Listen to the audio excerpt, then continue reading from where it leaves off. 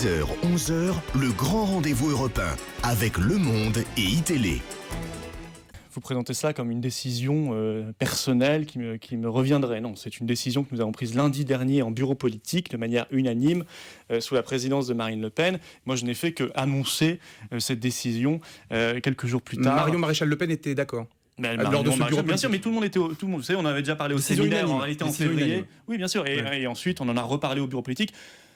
Je veux dire, on peut en parler. Je veux dire, la manière dont on organise le 1er mai, il sera là. C'est pas non plus l'affaire du siècle.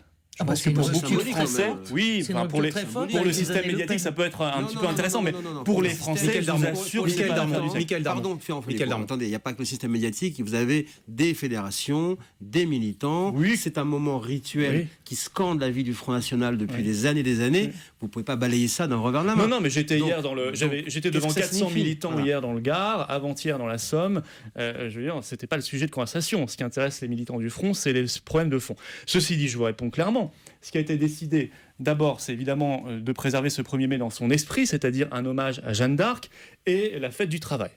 Donc il y aura un hommage à Jeanne d'Arc, bien évidemment, autour de Marine Le Pen, parce que nous sommes attachés à ces symboles de la patrie, à ces symboles de l'histoire de France, qui sont la gloire de notre histoire. Mais pourquoi le faire évoluer ? Parce que c'était trop attaché à l'image de Jean-Marie Le Pen ? Déjà, il n'y a rien d'extraordinaire à faire évoluer quelque chose, un événement. Je pense que ça fait partie de la vie d'un mouvement politique, d'être capable de faire changer les choses. Ce n'est pas la première chose qui change au Front National. Il y a des incidents comme ceux qui se sont passés. Non, mais pour le reste, année. il y a aussi des questions de sécurité pour un défilé. Non, je ne parle pas de Daesh, là, je parle de Daesh. Oui, mais moi, je veux parler de Daesh, parce que Daesh a menacé clairement le défilé. De Jean-Marie Le Pen, est-ce que c'est ça que vous craignez aussi ? C'est-à-dire cette mauvaise image qu'on donne du Front National ? Je crains plus Daesh que toute autre chose. L'an dernier, vous aviez 3 fémènes seins nus en train de faire des saluts nazis sur le balcon d'un hôtel qui surplombait la place de l'Opéra où il y avait le meeting du Front National. Si à la place de ces 3 fémènes, vous aviez 3 djihadistes avec des kalachnikovs, on faisait quoi ? Vous avez peur de tirer sur la foule, on faisait quoi ? Quand Jean-Marie Le Pen on a aussi un devoir de responsabilité. Sur ce sujet justement de la sécurité, c'est vrai qu'on peut l'entendre.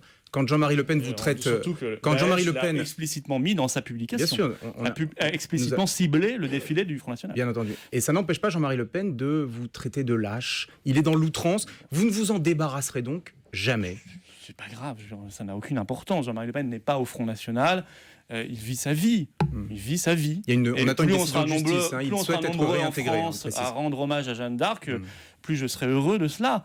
Mais pour le reste, le Front National fera donc cet hommage à Jeanne d'Arc, puis fera un banquet, un grand banquet républicain, national, républicain, patriote. Et ce sera même plus dense politiquement parce qu'il y aura plus d'interventions, parce qu'il y aura le grand discours de Marine Le Pen, parce que ce sera un moment convivial, chaleureux. C'est bien. Moi, je trouve que c'est très bien et je crois que ça plaît aux militants.